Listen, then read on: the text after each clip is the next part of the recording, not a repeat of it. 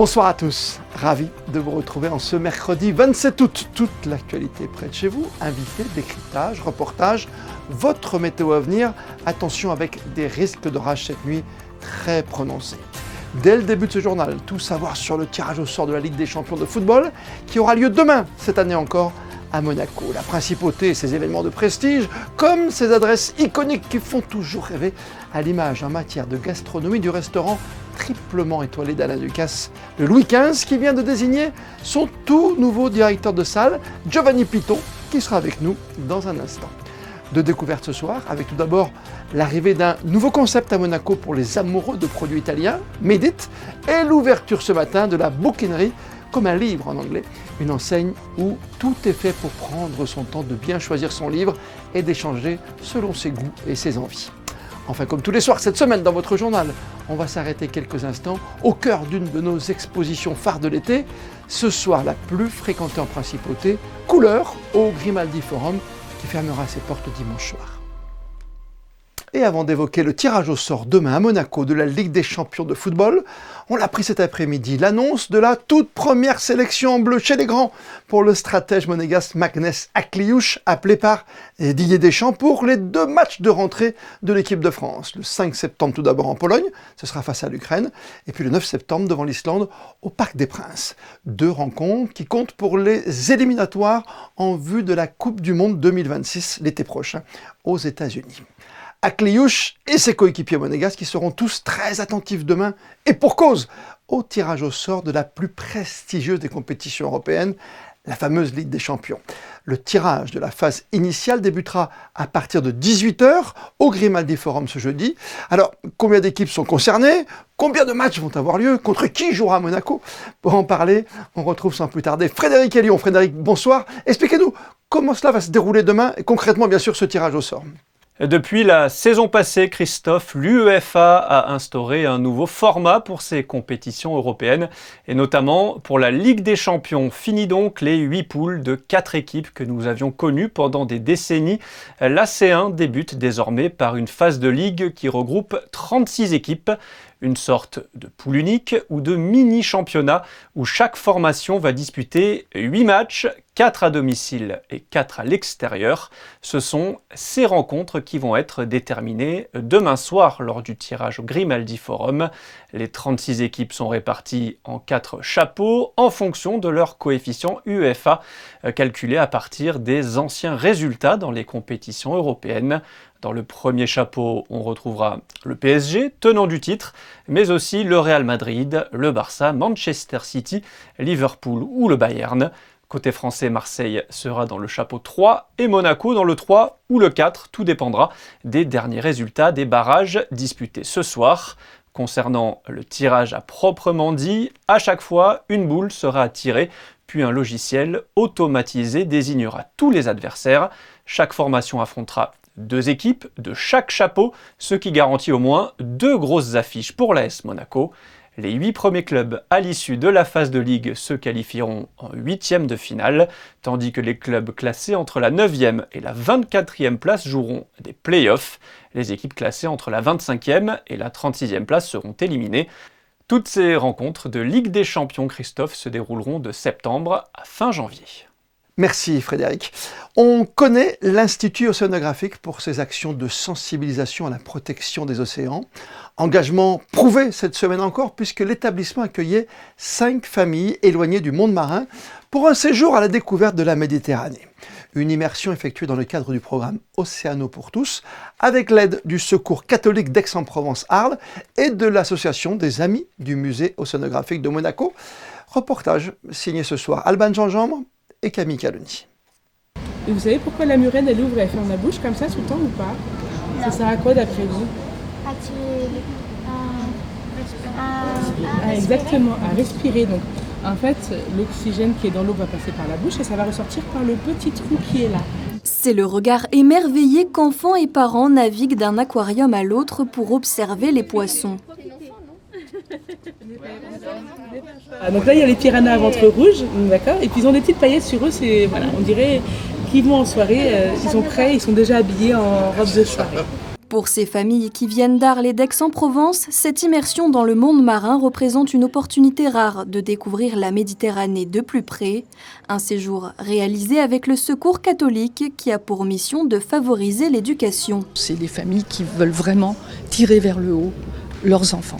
Ils n'ont pas assez de leurs deux yeux pour voir les monuments, pour voir les façades, pour voir les jardins, pour tous les touches. Ils vont à travers cela avoir un souvenir à vie d'un événement qu'ils auront vécu dans leur jeunesse avec leurs parents, partagé avec leurs parents. Ici, le groupe se dirige vers le sanctuaire Pélagos pour observer les mammifères marins. Soyez attentifs, on a besoin du maximum de regards de façon à pouvoir les découvrir et avoir cette rencontre merveilleuse.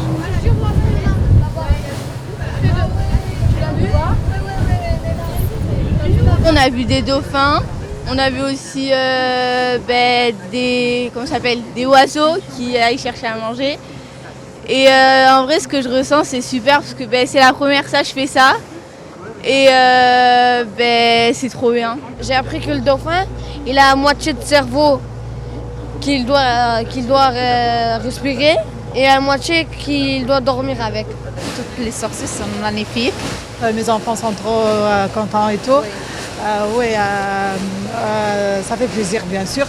Savoir, c'est pouvoir. Cette immersion dans le monde marin, c'est aussi un levier de sensibilisation important afin de connaître pour mieux protéger. C'est vraiment accompagner les publics à connaître, aimer, mais aussi protéger l'océan, sensibiliser sur les effets et les impacts de la pollution plastique en particulier, pour participer chacun dans son quotidien à réduire ce type de pollution. Le programme Océano pour tous se poursuivra sur 3 ans pour accueillir encore 6000 élèves de régions issues de zones d'éducation prioritaire ainsi que 20 familles chaque année. On ouvre à présent une grande page gastronomie avec tout d'abord une rencontre avec une PME familiale à l'accent italien qui distribue ses produits Made in Italy en France et à Monaco. Reportage de Frédéric Elion sur des images de Marie-Ève B. C'est une belle histoire qui prend ses racines à Cuneo dans le Piémont, une entreprise familiale spécialisée dans les produits alimentaires italiens. Made It sélectionne la crème des produits transalpins pour les mettre dans votre assiette, et ce depuis plusieurs décennies. On est frères et sœurs, c'est notre papa qui a créé l'entreprise en 1998. Il est parti de l'Italie avec une voiture pleine d'échantillons. Il a commencé à vendre des produits italiens en France. Il s'est installé en Côte d'Azur. Après, petit à petit, l'entreprise a évolué, a grandi et nous avons rejoint Made It en 2009. Tous les deux. Depuis, l'entreprise a grandi tout en gardant son ADN familial. Une vingtaine de personnes travaillent au siège. À Monaco, une équipe de vente sur le terrain est épaulée par une vingtaine d'agences commerciales en France afin de proposer les meilleurs produits aux clients. On est dénicheurs de pépites de la gastronomie italienne. Donc l'objectif pour nous est d'apporter une vraie touche d'Italie dans les caddies des Français et des Monégasques aussi. On revend aux enseignes de la grande distribution française et monégasque. Donc nos produits peuvent être retrouvés dans les rayons ethniques, donc à côté du Tex-Mex, du chinois et de l'Espagne. Il y a un rayon italien avec nos produits. Elena et Andrea ont aussi créé leur propre marque Ciro, lancée en 2014 avec une gamme d'une 50aine de produits distribués dans 3 points de vente à Monaco et dans plus d'1 millier en France. La production est réalisée en Italie avec une vingtaine de fournisseurs différents et certains produits cartonnent à l'image de la pinza. Une pinza Ciro est vendue toutes les 2 minutes en France. Toujours un événement. Une consécration dans le domaine de la haute, très haute gastronomie, la nomination d'un directeur de salle, encore plus pour un établissement aux 3 étoiles comme le Louis XV à Monaco. Cette lourde charge a été confiée au début de l'été à celui qui nous attend ce soir sur son lieu de travail, le travail d'exception. Giovanni Piton, bonsoir à vous. Bonsoir. Qu'est-ce que ça représente pour vous, tout jeune trentenaire, cette nomination à la tête quand même de cette salle prestigieuse, le vaisseau amiral, le Louis XV de Louis Ducasse? Écoutez, c'est un honneur par-dessus tout. C'est un bonheur en fait de venir tous les matins, de représenter le chef Alain Ducasse, de pouvoir exprimer auprès de nos clients auprès de nos clients la philosophie de la cuisine, de la naturalité, et pouvoir être vraiment l'expression en salle, l'extension de ce que le chef Emmanuel Pilon et le chef Sandro Micheli font en cuisine. Ouais, c'est ça. Et ça veut dire que c'est une réunion tous les matins pour définir votre façon de les présenter ? Pas vraiment tous les matins. On essaie de se voir plusieurs fois par semaine pour pouvoir vraiment avancer sujet par sujet. Moi, mon travail, ça va être principalement de mettre des mots sur ce qu'ils veulent faire transmettre à nos clients à travers l'assiette. Donc, ce qu'il faut comprendre, c'est que ce sont des chefs qui sont très créatifs. Donc, c'est vrai que notre travail, c'est aussi de comprendre l'idée derrière les assiettes, d'où viennent les idées, qu'est-ce qu'on veut représenter par cela. Et en fait, de mettre des mots et vraiment d'essayer d'expliquer cette philosophie à nos clients et de les faire voyager à travers cette magnifique cuisine qui est faite au Louis XV aujourd'hui. Oui, parce que Giovanni, c'est clair, c'est la première personne qui les accueille, qui les dirige vers la table, c'est vous, et c'est vous qui les raccompagnez aussi. Tout à fait. Tout à fait. Enfin, c'est moi-même et ainsi que toute mon équipe qui m'accompagne au quotidien. Une grande équipe, hein. On le rappelle que vous êtes un véritable chef d'orchestre. Il y a combien de personnes qui travaillent avec vous ? Alors, on est 16 en salle. Et il y a également 16 personnes en cuisine, plus la pâtisserie. Donc, ça fait vraiment une grande brigade. C'est ce qu'il faut aussi pour pouvoir soigner tous les détails et pouvoir vraiment soigner chaque aspect de l'expérience client ici au Louis XV. On est dans l'exigence, bien sûr, hein, la plus haute dans le domaine de la gastronomie chez vous. Tout à fait. C'est ça, c'est qu'il faut donc se renouveler aussi. Il faut être performant matin, midi et soir. Matin pour la préparation, midi et soir pour le service, bien sûr. Tout à fait. Vous savez, c'est un petit peu comme du sport au haut niveau. Il faut être énormément préparé en amont, concentré. Et à chaque fois qu'on ouvre les portes aux clients, on remet le titre en jeu, c'est tous les jours une nouvelle aventure, tous les jours de nouveaux clients, tous les jours le besoin en fait d'être à la hauteur. Oui, toujours être à la hauteur de cette adresse mythique, bien sûr. Vous avez fait vos classes un peu partout dans l'école Ducasse, dans la maison Ducasse ? Tout à fait. Alors en fait, pour moi, au Louis XV, c'est un retour. J'étais déjà ici il y a 5 ans. Avant de partir en Asie pour le chef Alain Ducasse, où j'ai fait l'ouverture du restaurant à Singapour, au Raffles Hotel. Si je peux me permettre, hein, Giovanni, est-ce qu'il y a des demandes qui sont un peu extravagantes ? Ça va quoi ? Ça va peut-être d'une demande en mariage, tout simplement, à quelqu'un qui veut une table un peu plus colorée ou avec, je sais pas, un vin particulier ? Alors, des demandes particulières, on peut en avoir tout le temps. Des demandes en mariage arrivent assez fréquemment au Louis XV, c'est vrai. Donc, on essaie toujours, moi j'essaie toujours de prendre contact avec les personnes en amont du dîner pour vraiment comprendre de quelle façon ils veulent que ce soit fait, est-ce qu'il faut que ce soit de façon extravagante, de façon discrète, avant le repas, après le repas, au moment des desserts. Donc c'est vrai que c'est des moments importants dans la vie des personnes, donc on doit être vraiment à la hauteur des attentes. Ça va par exemple, je sais pas moi, d'une bague cachée dans un dessert jusqu'à, si j'ai fait une demande en mariage demain matin, vous mettez un petit coussin sous le genou, c'est ça ? C'est un peu ça ? Par exemple. Okay. La demande, maintenant que vous en parlez, la demande la plus extravagante, étrange qu'on a eue, c'était il y a quelques années au Louis XV, qui vient de me revenir en tête, où le chanteur Bono de U2 nous appelle l'après-midi et nous dit que pour une célébration spéciale entre lui et sa femme, il veut absolument une terrasse avec vue sur la Lune, sur la pleine Lune. Okay. Et donc ça, on essaie au maximum de faire le possible, même si parfois il y a des choses qui ne sont pas forcément en notre pouvoir. C'est de demander la Lune, hein. Oui, j'ai bien compris. Oui. C'est ça.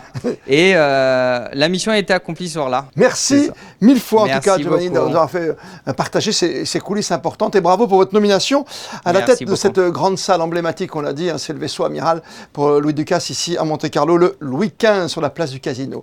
Merci à vous et à très vite, bien sûr. À très vite. Au revoir. La culture maintenant, et une nouvelle librairie qui vient d'ouvrir ses portes ce mercredi en Principauté. Il s'agit de la Bouquinerie, un commerce convivial où les amateurs de lecture pourront en plus partager leur passion autour d'un café. Yannick de Bever nous en fait la présentation. Située dans les jardins d'Apolline, la Bouquinerie a ouvert ses portes ce mercredi. Il s'agit d'une librairie café dans laquelle tous les amateurs de lecture pourront venir acheter leurs livres et échanger autour de leur passion. outre la volonté politique d'implanter un espace culturel de ce type à Monaco, c'était vraiment la passion du livre qu'on a avec mon épouse. On voulait créer un lieu de rencontre, de partage, qui se veut ouvert à tous et dans lequel on se sent bien. L'idée est née il y a 4 ans et développée ensuite en partenariat avec le gouvernement monégasque.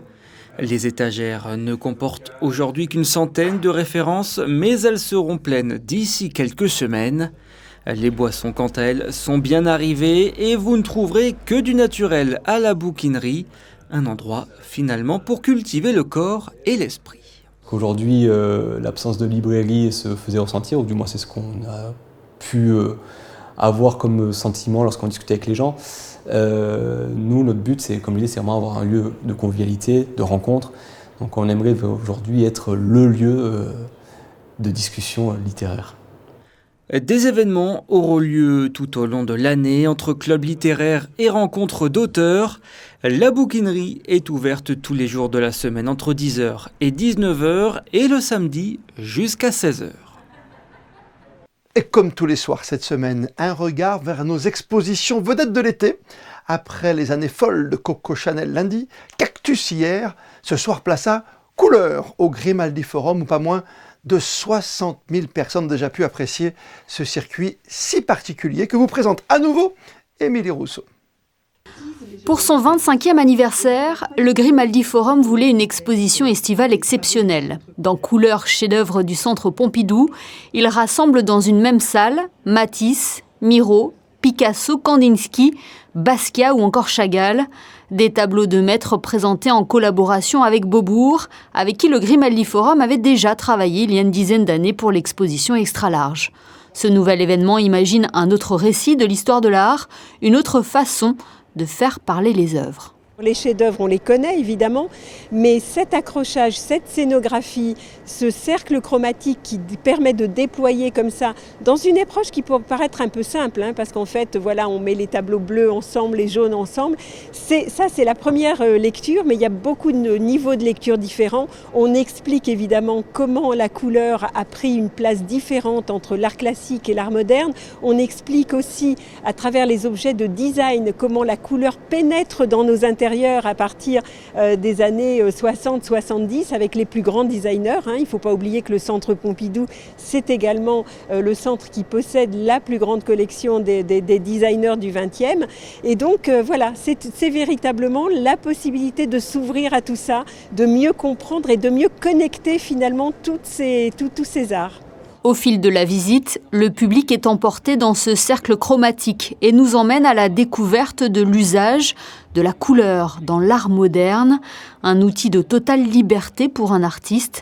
Autre originalité, ce voyage sensoriel qui fait travailler nos sens. 7 salles, 7 couleurs, 7 sons. Roquet Rivas a travaillé étroitement sur ce projet.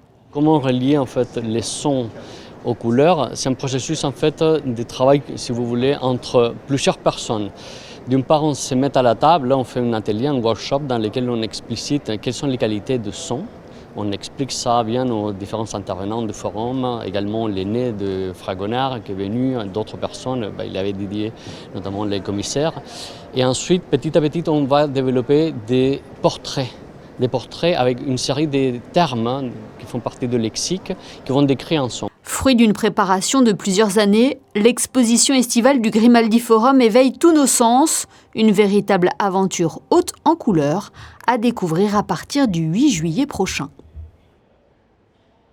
Et l'exposition Star de l'été en principauté cessera de briller de toutes ses couleurs ce dimanche 31 août. Et avant de découvrir votre météo avec Alban Jean-Jambe, comme le veut la tradition, on termine votre journal par les instantanés du jour avec, après avoir reçu son nouveau chef de salle ce soir, Giovanni Piton, et après avoir aiguisé nos papilles, place au plaisir des yeux, avec un aperçu du restaurant où il exerce ses talents désormais, le Louis XV, place du Casino, avec un choix de photos signé Stéphane Dana et Manuel Vitali. On se retrouve demain, 19h, pour un tout nouveau journal. D'ici là, passez toutes et tous une très belle soirée. Et plus que jamais, vous le savez, vous êtes bien sur Monaco Info.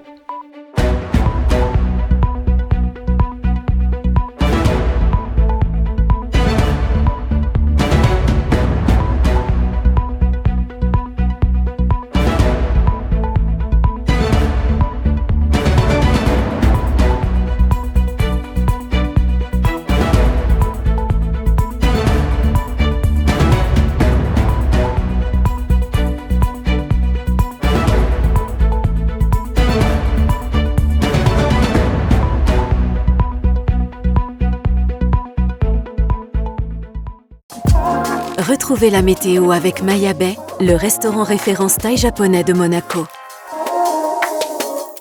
Bonsoir à tous, attendez-vous à une journée instable demain en principauté. Le matin, le ciel sera très nuageux avec de possibles foyers orageux.